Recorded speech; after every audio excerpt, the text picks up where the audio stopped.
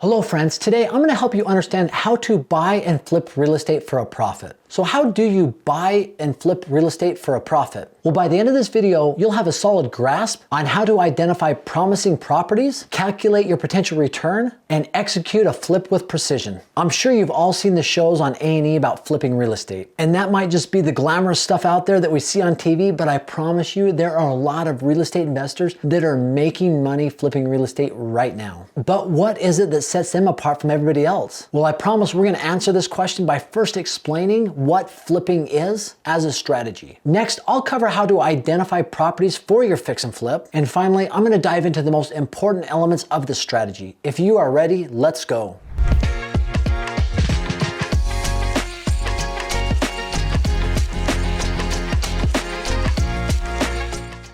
So how does the model of buy and flip real estate work? If we break it down to its absolute core, flipping real estate is just this. It is finding a property below market value with the intent of turning around and selling that property or flipping that property for a profit without any intention by the person who bought the property to live in it or to utilize it as a rental property. And if you just think of this simply, just think of the hometown where you live, look at a home in that area. If you could get that home below market value, significantly below market value, and if it needed a little bit of cosmetic work, like a door painted, like the lawn manicured a little bit better, or maybe even a kitchen redone. And if you could do something like that and turn around and sell it for a profit, that is a beautiful example of buy and flip real estate. Now, usually when it comes to buy and flip real estate, there is an element of rehab or cosmetic work that needs to be done. So a lot of times people call that a fix and flip, but I have seen times where people have just bought a property for a fairly low price and turned around and flipped it. But a lot of times that is happening in an appreciating market, right? If you go back maybe 3 years ago, 2020, 2021, and real estate prices were just going crazy because interest rates were so low, a lot of times people would put a home on the market and it would be sold at 10,000, 15, 20, 30,000 below what the actual seller was listing it for, which is absolutely crazy if you think about it. But I did know people during that stretch that had bought properties, didn't do a single thing to the property, and turned around and sold it for a $30,000, $40,000, $50,000 profit. Now, if you think about flipping real estate, this does not even happen unless you incorporate and understand this one principle, and that is buying properties at a significant discount. Because think about it, there's no way you can turn around and sell a piece of property that you bought here for here and make that work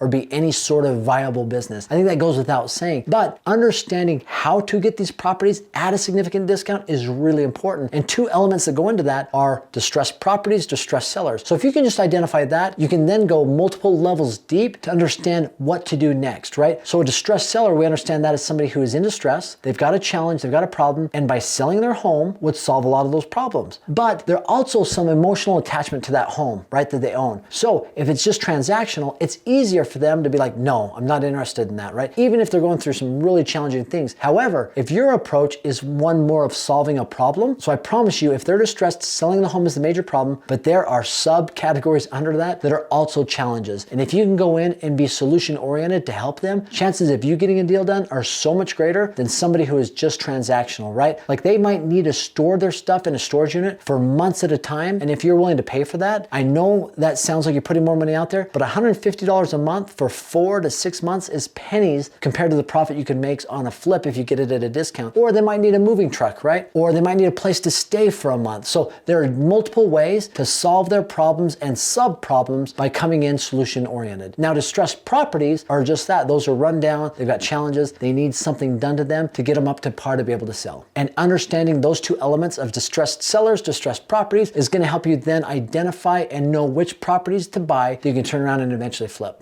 So let's dive into specifically how we find these properties. Well, one, I like to utilize real estate agents as part of my strategy, right? They've got a lot of contacts. That's what they do for a living. And if you let them know this is my avatar of the home that I'm looking at, they can go out and bring deals to you, right? It's a very passive way. You don't have to do anything. They are bringing deals to you. The second thing I like to do is use software to find off-market properties. My favorite one out there is realflow.com. It is one where you can actually put in a whole bunch of stipulations to find the exact property you're looking for, whether it's an absentee owner, whether they're behind on payments, pre-foreclosure, foreclosure, they've got a lien on the property, tax lien or a mechanical lien. You can identify all those things, and it even gives you an AI score of 0 to 1,000, 1,000 being the highest on homes that would be great for a flip for retail, for rental, wholesaling. There's a lot of different ways to utilize this software, and it's one of the best out there.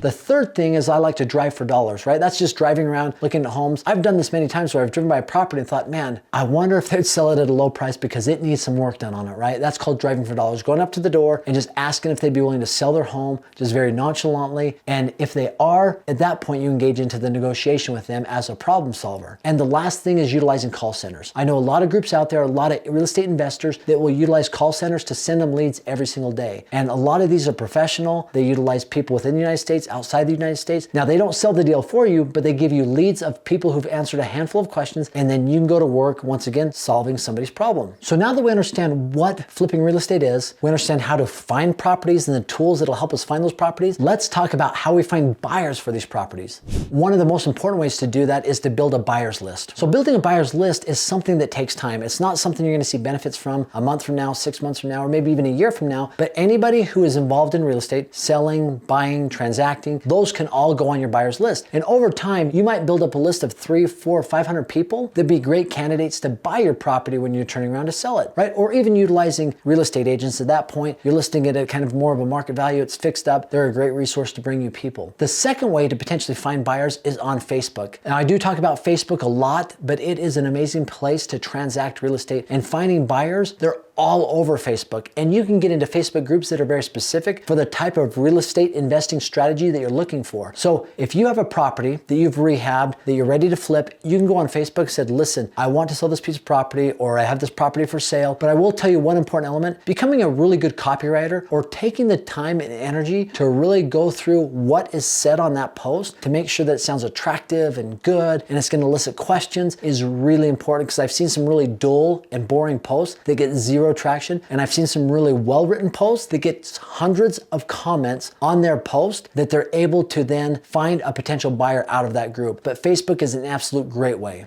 And the last thing when it comes to finding buyers is joining real estate investing clubs. This past weekend, I was at a real estate event, and it was a group of people. There was probably 1,000 people there, and they were being educated and uplifted about real estate investing. They were learning new things. And it was amazing to me as I talked to these different individuals, how many of them had found partnerships, buyers, sellers in this group. When you have a group of like-minded individuals that are in a room together, the collaboration that happens is pretty amazing. So being able to be part of those groups and interact with them is a great place to find potential buyers, or even potential partners or private money lenders. They're all like-minded, and each of them might have a specialty that suits the other one perfectly. Now, these are things that I've seen work really well when it comes to buying and flipping real estate, but I'd love to hear your feedback. Let's engage in a dialogue. Comment below. And as always, just for stopping by, I have a free gift for you. It's aaronsfreetraining.com. It's a short-term rental calculator where you put in the purchase price, the income, the expenses, and it spits out to you whether it is a good deal or not, and it's 100% free. Once again, aaronsfreetraining.com. And I appreciate you stopping by, watching the video. Have an amazing day.